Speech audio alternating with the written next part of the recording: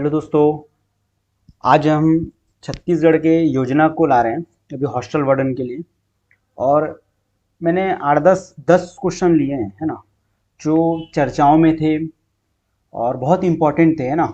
जो उनके last time जो चुनाव हुआ था, विधानसभा चुनाव, उसमें इनकी एक मैनिफेस्टो में भी कुछ स्कीम्स को उन्होंने रखा था। तो मैंने 10 क्वेश्चन लिए हैं। एक बार देख के जरूर जाइएगा, मतलब सुन लीजिएगा। और कुछ फैक्ट्स मैंने कुछ मतलब वाइस से बोला है, उसको आप कॉपी में एक बार नोट कर लीजिएगा जरूर उसको, अगर से कहीं नहीं पढ़ा है तो। अब पढ़ा है तो आप इसमें एज अ एमसीक्यू आप इसमें टिक लगा लेना, ठीक है। तो अब इसको हम कंटिन्यू करते हैं। ज़्यादा नहीं, स्पीड से करोगे 5 मिनट में आपका कंप्लीट हो जाएगा। ये 10 से 12 मिनट का वीडियो बनेगा बस, ठीक है। आज का पहला क्वेश्चन है जो बहुत इंपॉर्टेंट है। इंपॉर्टेंट इसलिए ये पहला क्वेश्चन क्योंकि अभी जो 15 अगस्त हुआ था, जो प्रधानमंत्री जी हमारे मोदी जी जो लाल किले से स्पीच दे रहे थे, उसमें ये जो लखपति दीदी योजना है इसका जिक्र किया गया था, है ना। है ना, आप इस बात को आप याद रखिएगा, है ना। और किसका यूज किया गया था इस योजना के तहत, जो बढ़ावा दिया जा रहा है ना, मतलब महिलाओं को सशक्त करने के लिए। तो उसमें एक महिला को मतलब उसमें से एक महिला है, कहाँ की, कोंडा गांव की। उस महिला का एक गांव है कोंडा गांव में, वहां की है। उसका नाम है उषा कोर्रम। तो उनका जिक्र किया था। मतलब वो बहुत अच्छा वर्क की है, एक नया नवाचार लाई है कि पहले वो मजदूरी करती थी, पशु दिया मतलब पशु चराती थी। अब उनको फिर जब इस योजना से लाभान्वित हो, धीरे धीरे आज वो उन्नत तकनीकी बेस पर खेती कर रही है, सब्जी उगा रही है, उगा के वो महीने का 10 12 बजे अपना एक्स्ट्रा कमा पा रही है। तो इस टाइप से उन्होंने उस चीज का जिक्र किया है। तो ये बहुत इंपॉर्टेंट हो सकता है। अगर अगर योजना में से क्वेश्चन आना चाहिए तो मुझे लगता है ये ज्यादा चांसेस है ना। अगर अभी एक डेढ़ महीने के अंदर अगर पेपर सेट हुए होंगे तो ठीक है। तो आज हम पहला क्वेश्चन लिए 15 अगस्त 2023 को। ये डेट भी याद रख लेना, या तो ये पूछ सकता है कि ये योजना कब लागू किया गया था, है ना। तो आज का हमारा क्वेश्चन है 15 अगस्त 2023 को लखपति दीदी योजना का शुभारंभ किस जिला से किया था। यहाँ पे डिस्ट्रिक्ट पूछा है तो आपको याद रखना है।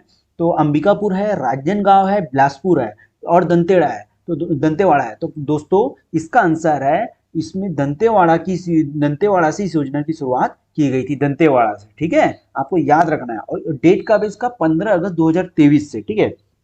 कौन किसने क्यों, एक्चुअली ये पूरा इंडिया लेवल का, मतलब सेंट्रल लेवल का स्कीम है। बट ये इसकी शुरुआत कहाँ से की गई थी दोस्तों, छत्तीसगढ़ के दंतेवाड़ा से की गई थी, इसलिए ये इंपॉर्टेंट हो पाता है, ठीक है। और हाल ही में मैंने बताया जैसे उषा कोर्रम जी का जिक्र भी हुआ, इस योजना से रिलेटेड उनको फायदा हुआ तो उन्होंने वहां पे जिक्र भी किया है, ठीक है, सशक्त महिला के रूप में। तो इसकी घोषणाकर्ता कौन है, नरेंद्र मोदी है। किस तिथि में, 15 अगस्त 2023 को। कहां से हुआ था, छत्तीसगढ़ के दंतेवाड़ा से, आपको याद रखना है, ठीक है। एक्चुअल इसमें ऐसा है, लगभग लगभग देश की 3 करोड़ जो सेल्फ हेल्पिंग ग्रुप की जो महिलाएं हैं, स्वयं सहायता समूह की महिलाओं को इस योजना से जोड़ना। इस जोड़ने का उद्देश्य क्या है, उनको आत्मनिर्भर बनाना, उनकी आय क्षमता को बढ़ाना, ठीक है, उन्हें सशक्त करना। ये इनका एक इस योजना का मुख्य उद्देश्य। अगर थोड़ा जटिल क्वेश्चन बनाए तो उसका उद्देश्य पूछ देगा, ठीक है, कि सेल्फ हेल्पिंग ग्रुप महिलाओं से संबंधित है कि किसी और से, ऐसे पूछ देगा। तो आपको ये चीजें याद रखनी है, ठीक है। और इसमें और इसका एक और मतलब है कि जैसे कि कोई जैसे समूह होते हैं ना, स्वयं सहायता समूह में 10 का ग्रुप, 20 का ग्रुप, ऐसा करके। तो जो अगर से कोई महिला की ग्रुप अगर कोई इनिशिएटिव करना चाहते हैं, मतलब कोई स्टार्टअप करना चाहते हैं, तो उनको कुछ राशि भी सरकार तरफ से प्रोवाइड की जाएगी। लगभग लगभग आप मान 1 से 5 लाख तक की राशि ब्याज मुक्त दिया जाएगा, मतलब बिना ब्याज के उनको लोन दिया जाएगा कुछ समय के लिए। कुछ नवाचार स्टार्टअप कर ले, इसलिए, ठीक है। इसलिए मैंने थोड़ा इसको टाइम दिया है, आप इसको देख के जरूर जाना, ठीक है। फिर हमारा नेक्स्ट क्वेश्चन है महतारी वंदन योजना। ये तो आप तो जानते हो, फेमस है, इनकी मैनिफेस्टो में भी था। और सबसे बड़ा मैटर ये है कि जीतने का, तो ये एक योजना बहुत बड़ी भूमिका निभाई है एमपी और छत्तीसगढ़ दोनों जगह, ठीक है। तो महतारी वंदन योजना किस तिथि को प्रारंभ किया गया था, 10 मार्च 2024, 9 मार्च 2024, 11 मार्च 2024, इनमें से कोई नहीं दोस्तों। तो आपको याद रखना है 10 मार्च 2024 को इस योजना की शुरुआत की गई थी, ठीक है। आप इमेज में जैसे कि आप देख सकते हैं, ठीक है। इसकी जब एक्चुअल इसकी शुरुआत पीएम मोदी ने की थी चुनाव प्रचार के दौरान, ठीक है, आपको याद रखना है। और अध्यक्षता किसकी अध्यक्षता में, सीएम, ठीक है। और इसकी राशि कितना है, वही साल का 12,000, मतलब मंथली का 1,000, है ना। इसका उद्देश्य अल्टीमेटली आप उद्देश्य देखेंगे तो अगर कुछ जो महिला एकदम बहुत गरीब है, कुछ, हालांकि इसका लाभ तो लगभग महिला लोग ले रहे हैं, जो मेरे हिसाब से नहीं लेना चाहिए, है ना, है ना। तो उनके स्वास्थ्य, वो अपने थोड़ा स्वास्थ्य में खर्चा कर सके, छोटी मोटी अपने घर के तेल वेल किसी चीज में खर्चा कर सके, किराने के सामान में। तो इसका उद्देश्य ये है थोड़ा सा हेल्प, मतलब आर्थिक सहायता देना, उनको आर्थिक रूप से सशक्त करना। हालांकि इसका कोई ज्यादा फायदा होता नहीं है भाई, है ना, इतनी महंगाई है, 1000 रुपये कुछ नहीं होता। ठीक है, तो नेक्स्ट, पीएम जनमन आवास योजना, पीएम जनमन पीएम जनमन आवास योजना का शुभारंभ किस तिथि को हुआ था? तो डेट है 16 नवंबर 2023, 15 नवंबर 2023, 14 नवंबर 2023, इनमें से कोई नहीं। तो दोस्तों आपको याद रखना है, पीएम जनमन आवास योजना का जो है शुभारंभ है ना, वो है 15 नवंबर 2023 को हुआ था। आपको ये लाइन याद रखनी है ना।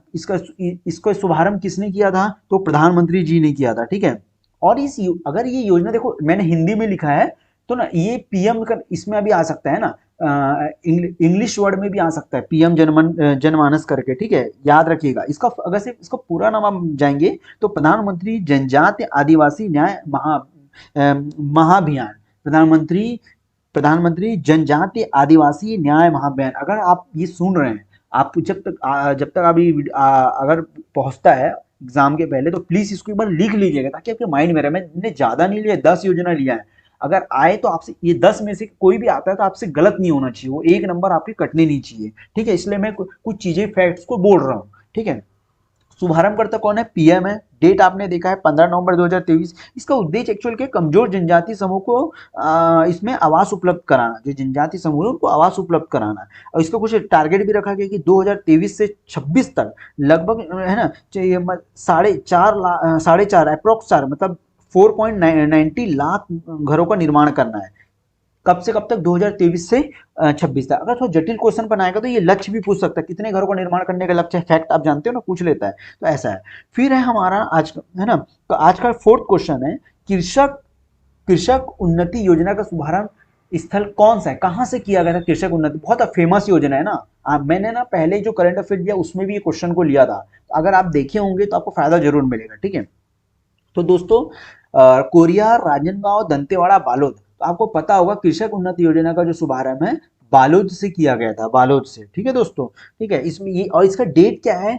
12 मार्च 2024 को शुभारंभ किया गया था। कब किया गया था? 12 मार्च 2024। मैं बार बार कह रहा हूं, अगर आप तक ये वीडियो पहुंचेगा तो प्लीज इसको सुनिएगा ध्यान से, और जो मैं फैक्ट्स वाइज कह रहा हूं, बोल रहा हूं, उसको आप अपने पेज में लिख लेना, मतलब लिख के रटना नहीं, उसको बस लिख लेना ताकि आपके माइंड में रहे। ठीक है, फिर है 917 रुपए प्रति कुंटल देने का इसके तहत था। ठीक है, प्रदेश के लगभग जो है 24.72 लाख किसानों के खातों में इसके तहत जो है 13,320 करोड़ रुपए मतलब ट्रांसफर किए गए, डायरेक्ट बेनिफिट डीबीटी के माध्यम से, डायरेक्ट बेनिफिट ट्रांसफर के माध्यम से किए गए। ठीक है, मतलब ये जो ना पंजीकृत किसानों को समर्थन मूल्य पर इसमें इसका उद्देश्य है कि राशि देना। ठीक है, जो किसान पंजीकृत है। ठीक है, फिर है नेक्स्ट, छत्तीसगढ़ शहीद वीर नारायण सिंह श्रम अन्न योजना किस विभाग के अंतर्गत आता है?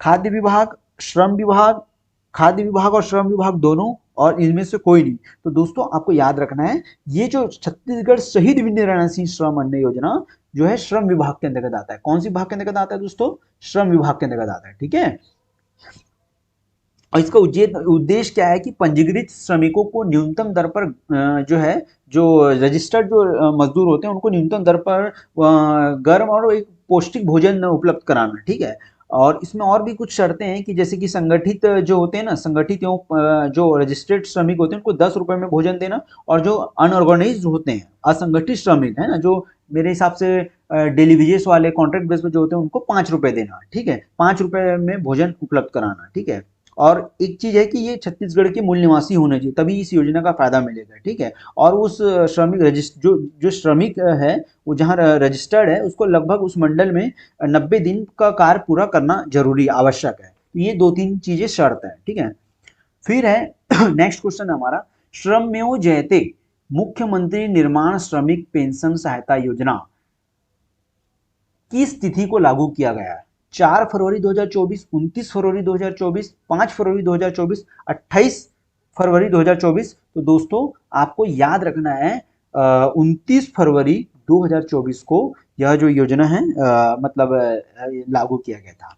और जो श्रमेव जयते मुख्यमंत्री निर्माण श्रमिक पेंशन योजना है दोस्तों, वो कौन से विभाग के अंतर्गत आता है? तो श्रम विभाग। ठीक है, जैसे इससे पहले हमने कौन सा पढ़ा था, छत्तीसगढ़ शहीद वीर नारायण सिंह श्रम अन्न योजना, तो वो श्रम विभाग के अंतर्गत। और यहाँ पे जो है श्रमेव जयते मुख्यमंत्री निर्माण श्रमिक पेंशन सहायता योजना, तो वो श्रम विभाग के तहत। आपको ये याद रखना है, ठीक है।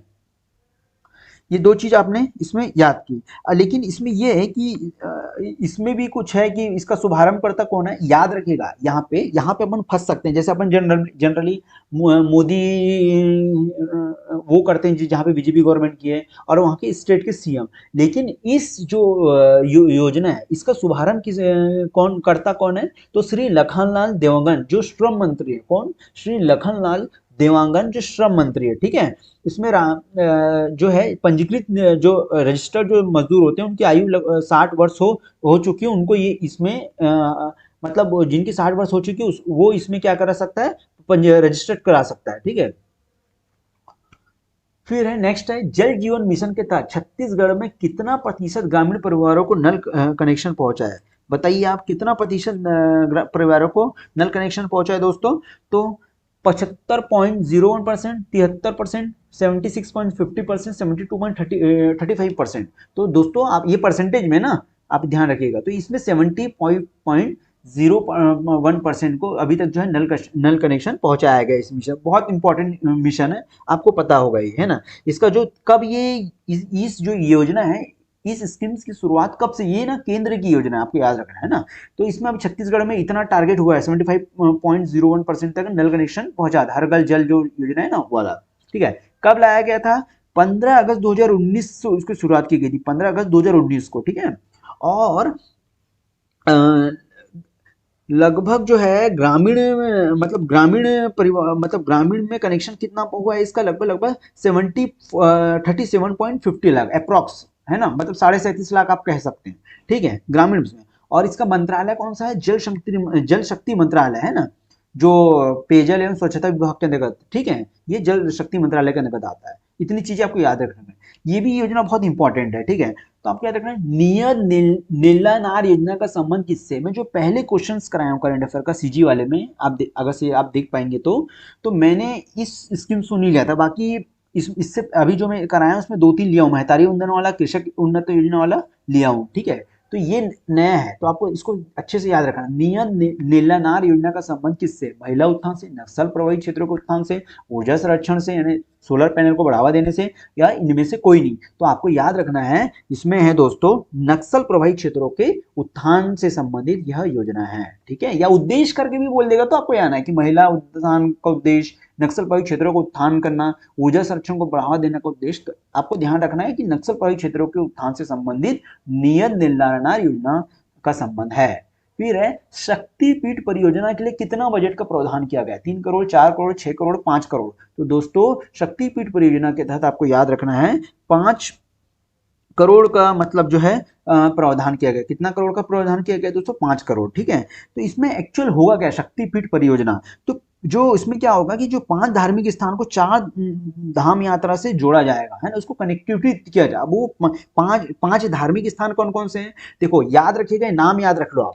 रतनपुर में महामाया मंदिर, चंद्रपुर में चंद्रसेनी मंदिर, डोंगरगढ़ में बमलेश्वरी मंदिर, दंतेवाड़ा में दंतेश्वरी देवी मंदिर, और खल्लारी में खल्लारी माता मंदिर है। ठीक है, खल्लारी में खल्लारी माता मंदिर, दंतेवाड़ा में दंतेश्वरी देवी मंदिर, डोंगरगढ़ में बमलेश्वरी मंदिर, रतनपुर में चंद्रपुर में चंद्रहासिनी मंदिर, और रतनपुर में क्या बोलते हैं उसको, महामाया मंदिर। ठीक है, ये 5 नाम याद रखने। या ये भी पूछ सकता है कि नाम दे देंगे, या तो इनके जो जो इनको निर्माण किया है वो सब पूछ देंगे, या फिर प्लेस पूछ देंगे। तो आपको ऐसे याद रखना है। ठीक है, नेक्स्ट क्वेश्चन फिर है कि रामलला दर्शन योजना का सुनिर्णय मतलब किस तिथि को लिया गया था?